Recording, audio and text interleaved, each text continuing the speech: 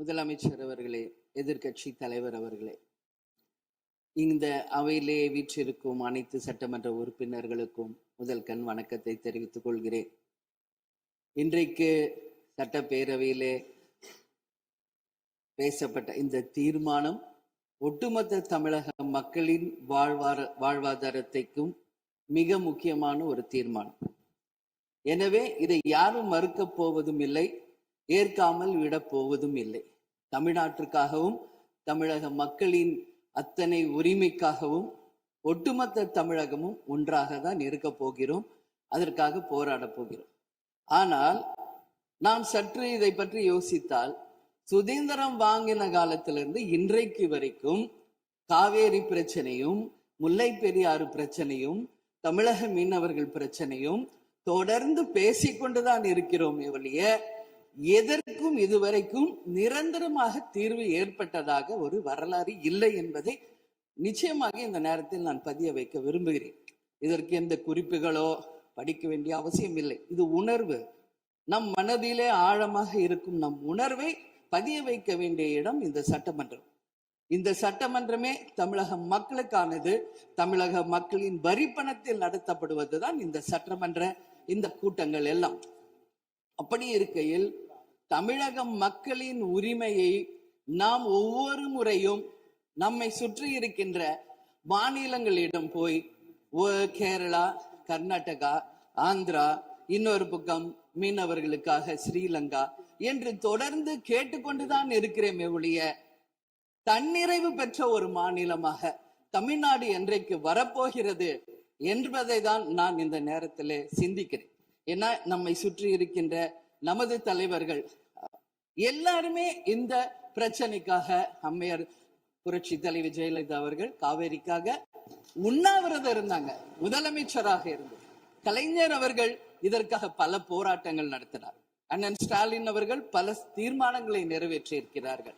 அது மட்டும் இல்லை, இதுவரைக்கும் முதல்வராக இருந்த அத்தனை பேருமே இதற்காக நாம பேசி இருக்கிறோம், போராடுகிறோம், சட்ட ரீதியாக நாம் அதற்கான தீர்வுகளை காண்கிறோம். அது மட்டும் இல்லை, காவிரி மேலாண்மை ஆணையம் ஒரு தீர்ப்பு சொல்றாங்க, உச்ச நீதிமன்றம் ஒரு தீர்ப்பு சொல்றாங்க. எதுவும் பேசியும் இதுவரைக்கும் தீர்வு இல்லை. இப்பொழுது முதல்வராக பதவியேற்றிருக்கும் சிவகுமார் அவர்கள் சொல்றாரு, நாங்க பேச தயாராக இருக்கிறோம் என்று.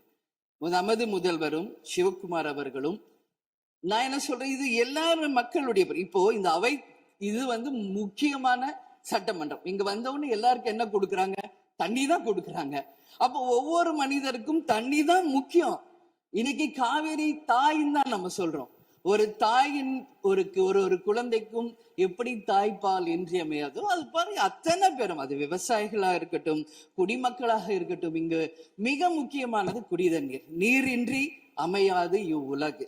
அதனால முதல்வர் அவர்களே, உங்களை நான் கேட்டுக்கிறது, எப்படி மின்மிகை மாநிலமாக தமிழகத்தை உருவாக்கணுமோ அது மாதிரி மிகை நீர் மேலாண்மையை நாம் நிச்சயம் உருவாக்க வேண்டும் என்று கேட்டுக்கொள்கிறேன்.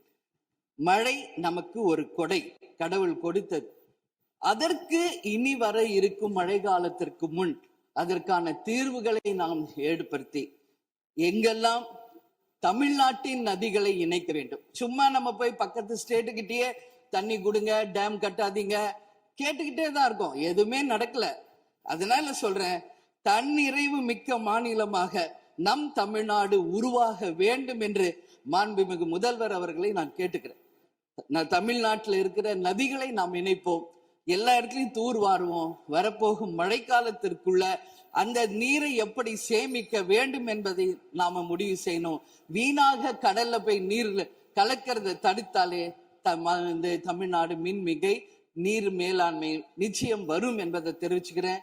இதுல யாருக்கும் எந்த மாற்று கருத்தும் இருக்காது. தமிழ்நாடின் உரிமை என்றைக்கும் நாம் விட்டு தர முடியாது.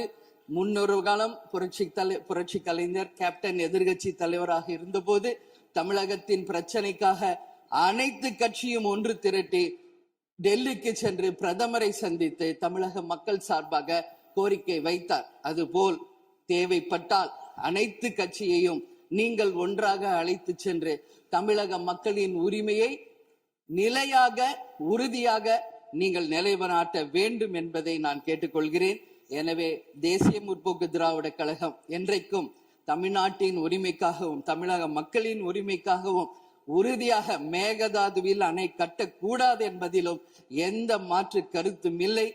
தீர்மானத்தை வரவேற்கிறேன் என்று கூறி அமர்கிறேன். நன்றி, வணக்கம்.